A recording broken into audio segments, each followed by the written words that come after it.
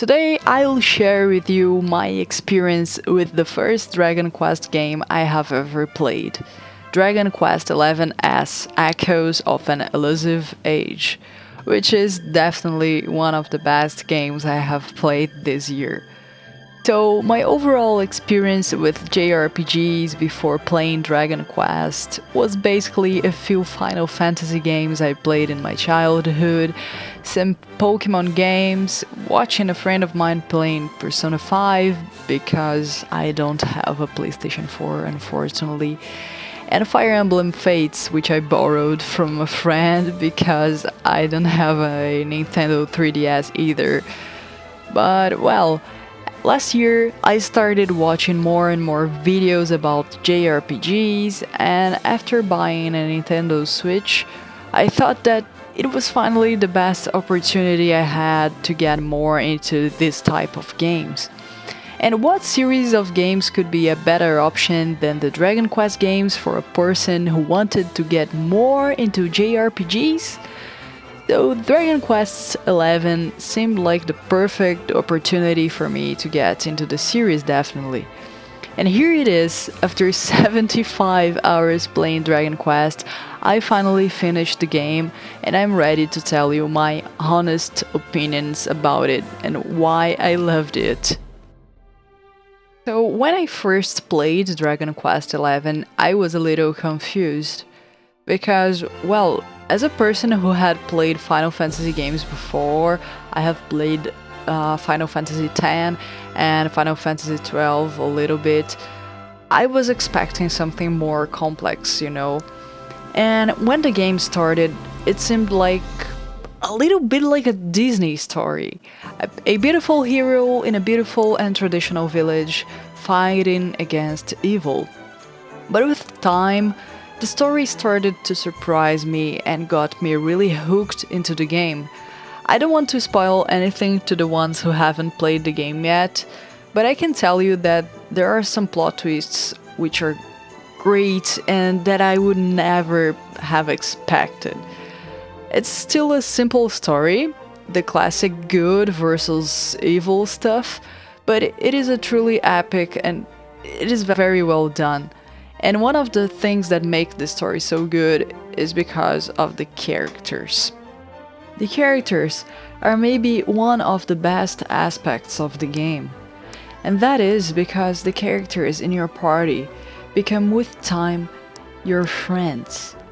Every character has a deep story behind it, which sometimes will only be explained in the later parts of the game. And this is a long game, it will take you at least 50 hours to finish it. And it wouldn't be so enjoyable to face this adventure if not by the friends that you make along the journey. Each member of your party is important somehow. Each one of them has different abilities, different personalities, and they even have customizable outfits, which sometimes are hard to find. But when you finally get to change the clothes of the character, it is very, very satisfying. Unfortunately, the main hero is, in my opinion, the worst character in your party. And I don't mean that his abilities are bad. No, it's just that he doesn't have a personality. He's too bland. I haven't played other Dragon Quest games, so I don't know how the other main heroes are. But this one was nothing special. Now about the gameplay and mechanics. This game, of course, has turn-based combat. And at first, I was like, why do people like so much this kind of gameplay? But soon I got new party members, learned new skills, and of course, I learned about the auto combat, which made my life so much easier. Basically, I only had to control my character's actions when I was facing a boss or when I was in a really difficult battle. And this is not bad. To me, it seemed like I was the coach, trying to decide which was the best composition for my party and training them to become more and more powerful. I know that for some people it is not easy to get into turn-based games, but with time it becomes kinda relaxing. You go home after a long day, sit in your couch, and go farm or explore the dungeons.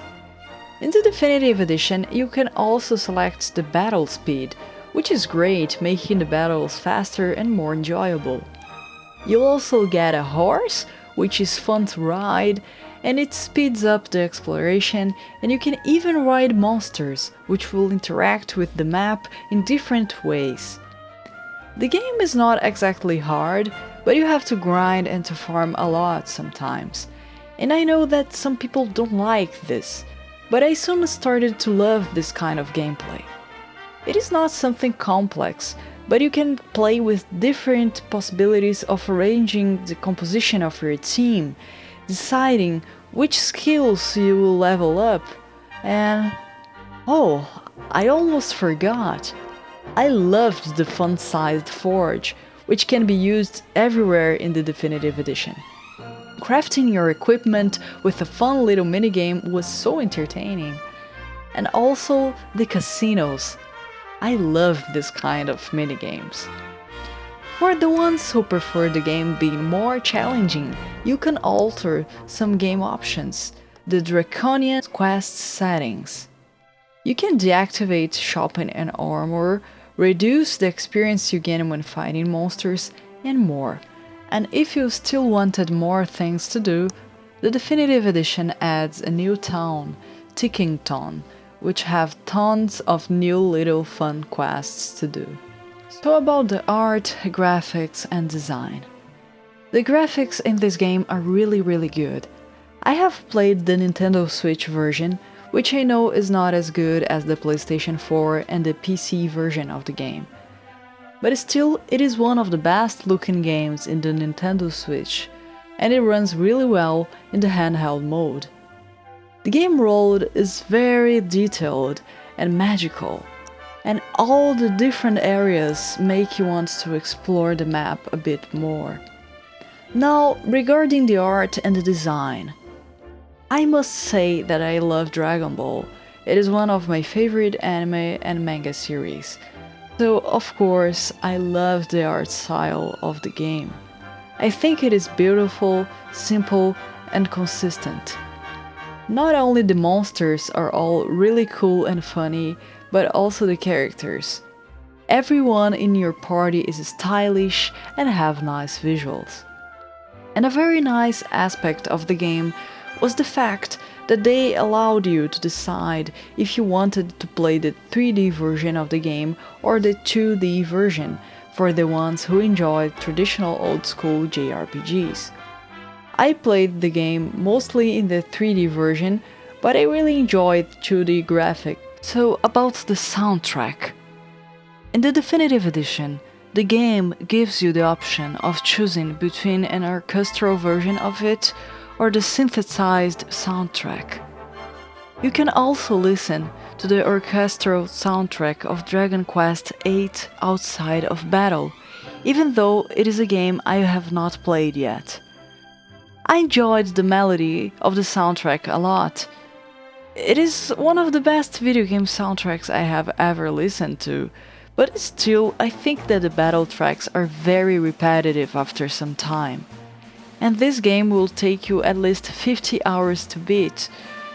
So sometimes it gets annoying listening to the same song again and again in every battle. Another thing that they have added in the Definitive Edition is the option of selecting between English or Japanese voiceovers. Now, regarding the enjoyment I had while playing this game. As I said before, when I first started playing Dragon Quest XI, I still didn't understand why people loved this game so much. But after some time, the story got deeper, I got new party members, and soon I was addicted to it.